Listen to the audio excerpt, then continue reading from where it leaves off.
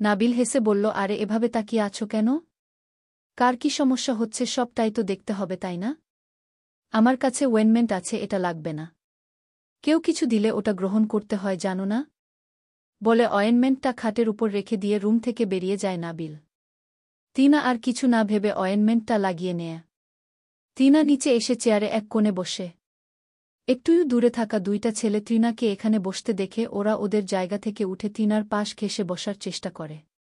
টিনার ব্যাপারটা ভালো লাগছে না, তাই এক মুহূর্ত আর এখানে না বসে উঠে গেল। ছেলে দুটিও উঠে ওর পিছু নিল।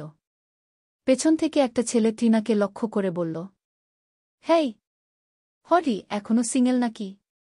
অবশ্য মিঙ্গেল হলেও আমাদের কোনো আপত্তি নেই।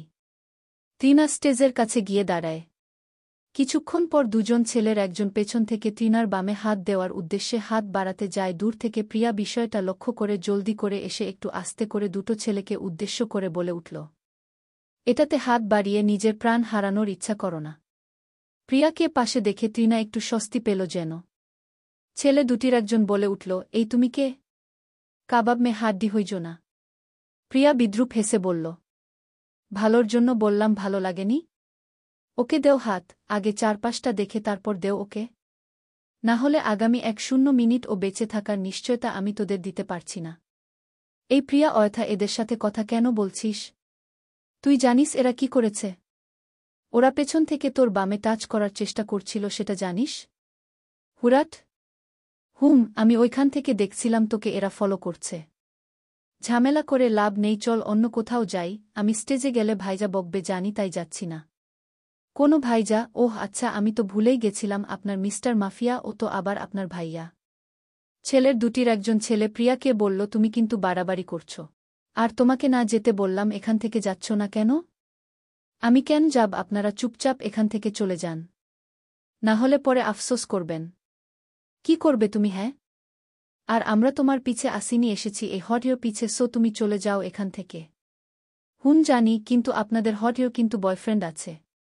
বয়ফ্রেন্ড থাকলেও আমাদের কোনো সমস্যা নেই, ওর সৌন্দর্য তো আর কমেনি। এইদিকে স্বামীরা ভাবছে টিনা আর আফরান ভাইজা যে একে অপরকে ভালোবাসে, এতে কোনো সন্দেহ নেই। কিন্তু অবাক করার বিষয় হচ্ছে আফরান ভাইজাও কারো প্রেমে পড়েছে, সেটাই। কিন্তু আয়েশ ভাইজা তো সেই কত বছর ধরে টিনার অপেক্ষায়। আচ্ছা, উনার কি কষ্ট হচ্ছে না? হবেই তো, এত বছরের ভালোবাসা হারালে কে না কষ্ট পাবে?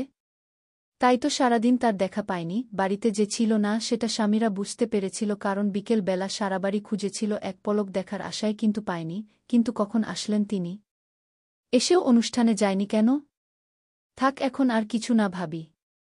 কিছুক্ষণ বাদে আবারও এই যে হটি, এখন কি করবে বলো? এখন কে বাঁচাবে তোমায়? টিনা সোফায় বসে জুসটা হাতে নিয়েছিল। প্রিয়া একটু আগে উপরে ওয়াশরুমে গেছে, তাকে বসতে বলল। টিনা ভয়ে সোফা থেকে উঠে গেল। টিনা কাপা গলায়, দেখুন আপনারা ভুল করছেন, আমার বয়ফ্রেন্ড যদি দেখে এভাবে আপনাদেরকে মেরে ফেলবে। টিনা চারদিকে দেখছে, আজ ভীষণ করে কাউকে খুঁজছে। আমাকে যেতে দিন, নয়তো আপনাদের সমস্যা হয়ে যাবে। নিজেরা তো মরবেন, আমাকেও মার খাওয়াবেন। টিনার কথার রেশ টেনে কেউ বলল, গুড, সবটা আগেই বুঝে নেওয়ার জন্য। কালারিং বাতির জন্য চেহারা স্পষ্ট না হলেও আওয়াজ শুনে টিনা স্বস্তির নিঃশ্বাস ফেলল। কিন্তু মুহূর্তেই আবার আরেকটা ভয়ে ওর শরীর কাঁপে, নিশ্চয়ই আজকেও তার কপালে মায়ের আছে। ভেবেই বলে উঠল, বিশ্বাস করুন, আমি এখানে চুপচাপ বসেছিলাম, শুধু কিছু করিনি। পাশে থাকা ছেলে দুটি দাঁড়িয়ে বলল, এই সালা মাঝখানে কোথা থেকে আসলি? যতসব আজাইরা পেচাল, মালটারে যখনই একলা পায় তখনই একটার পর একটা জুটে। আফরান হেসে বলে, ভাই বিশ্বাস কর, মালটা একদম হেব্বি। টেস্ট করে দেখতে পারিস, আমিও করেছিলাম। কিন্তু কি জানিস, ভিটামিন ছাড়া তো, তাই একটু কম মিষ্টি। ছেলে দুটি আফরানকে দেখে চমকে যায়। বস আপনি? আফরান পাশের সোফায় বসে পায়ের উপর পা রেখে বলল, এভাবে তুতলাচ্ছিস কেন?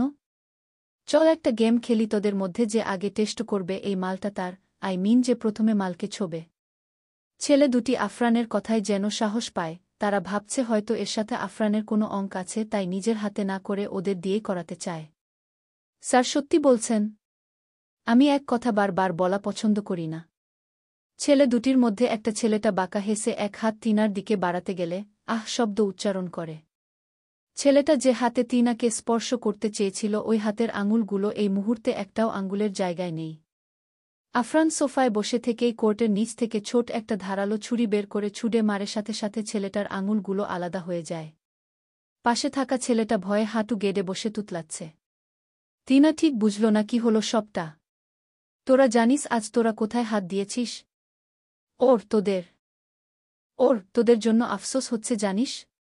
ও বারবার বলছিল তোদেরকে বাঁচানোর জন্য, কিন্তু তোরা বুঝলি কই? আমার তো কিছু করার নেই এখন, তাই না? আফরান যে ছেলেটার আঙুল কেটে দিয়েছিল ওই ছেলেটাকে ইশারা করল ছুরিটা দিয়ে যেতে। ছেলেটা ভয়ে কাঁপতে কাঁপতে ছুরিটা উঠিয়ে আফরানের সামনে নিয়ে এসে বলল, আর হবে না স্যার, ভুল করে ফেলেছি, আমরা বুঝতে পারিনি।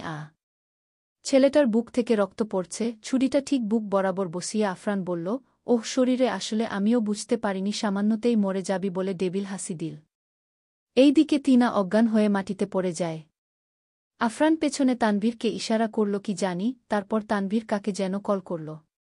আফরান তানভীরকে উদ্দেশ্য করে বলল, আর ওইটাকে যা ইচ্ছা কর, তোর ইচ্ছা মতো বলে আফরান উঠে দাঁড়াল। মিনিটের মাথায় দুইজন বলিষ্ঠ লোক এসে ছেলে দুটোকে নিয়ে গেল। আর জায়গাটা আগের মতো পরিষ্কার করে গেল। জাফর এসে আফরানের গালে চড় বসাল। হঠাৎ আফরান কিছু বলল না, শুধু বাঁকা হাসল। তোর কি গুন্ডামি খুন খারাপি নিত্যদিনের অভ্যেস হয়ে গেছে? জানোয়ার হয়ে যাচ্ছিস দিন দিন, মন বলতে কিছু আছে তোর? আমি তোকে জন্ম দিয়েছি, এটাই আমার ভুল, তোর মতো ছেলেকে আগেই গলা টিপে মেরে ফেলা উচিত ছিল। তখন যেহেতু মারতে পারোনি, এখন বলে লাভ নেই, তখন তো মারতে নিষেধ করিনি। কিন্তু এখন মারতে পারবে না, আমার বেঁচে থাকাটা ভীষণ জরুরি বলে আফরান উপরে প্রিয়া আর শামিরার দিকে তাকিয়ে বলল, ওটাকে নিয়ে জ্ঞান ফিরাও, না হলে নিঃশ্বাস আটকে এমনিতেই মারা যাবে বলে আফরান জায়গা ছাড়ল। আফরানের কথার মানেটা তখন প্রিয়া আর শামিরা না বুঝলেও ক্ষণিক বাদে যখন তারা হুসে ফিরে একে অপরের দিকে তাকায় তখন বুঝতে পারে টিনা নিচে বেহুশ হয়ে পড়ে আছে। হয়তো চোখের সামনে এমন খুন খারাপি কখনো দেখেনি বিধায়। আজ এই পর্যন্তই, পরবর্তী পর্ব পড়ার জন্য আমন্ত্রণ রইল।